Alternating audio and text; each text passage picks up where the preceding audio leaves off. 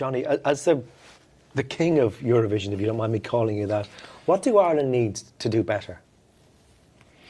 I think like sort of invest some money and actually stop putting it on the late as a kind of, you know, like sort of one show, you know, dedicating the late to the Eurovision Song Contest one night.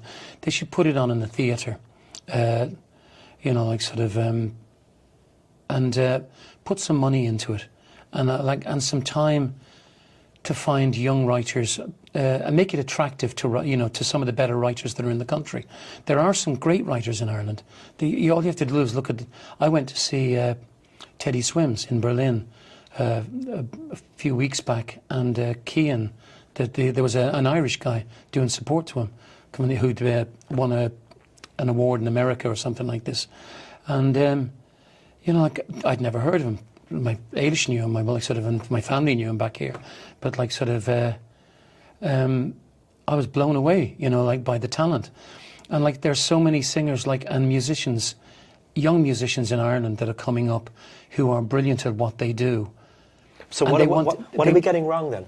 Because these people want to be great at music, and they want to be real artists, and we're focusing on people who want to be famous. You know, like, and, you know, we're thinking what works for the Eurovision, you know, like sort of what, the attitude is, how is this going to do with the Eurovision? Is it going to look on the big stage? We should be looking at the best artists that we can send, you know, musically. And I think we should also be looking at sending people who want a lifetime in music, you know, who want a career in music.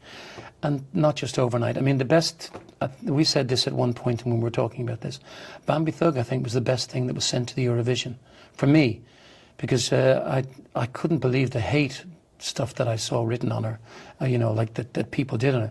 She was the best live artist, you know, she was so powerful live. And she was full of attitude, and she was full of like sort of, you know, like vim and vinegar, you know, like sort of, she blew me away, and I think like sort of, and so did her performance. That's what, you know, like if you want a shock, if you want to compete with the Eurovision where it is now, you know, like in that kind of shock value, like sort of, Bambi was the perfect one to send. But I still believe, and I have to believe, that some of our artists, some of our singers write great music that can touch the hearts, you know, of people all over the world. And you get if you win the Eurovision with a naff song, you have a naff song that won the Eurovision. If you win the Eurovision with Hold Me Now, 38 years later, you'll be speaking to Barry Egan, you know, in an interview, talking about songs, you know, about the success that you've had in your life. But just seriously for a second, would you ever be interested? You've won it twice. No, I know the question you're going to ask me. Would I be involved again? Would you sing again? No. This is like, look at me. I'm 70 years old now, Barry. The thing is that it's if I had to do something like this, that's, you know, people look at the Eurovision as 1 week, one performance. They don't realise all the hours that it goes to finding the song, you know, writing the song, finding the right song, and then finding the right look, the right presentation, and all the months that it takes, not just before but afterwards, continuing with, you know, like to build a career on that song as a new artist, or in the case of me, you know, I'm not sure my heart could take another Eurovision.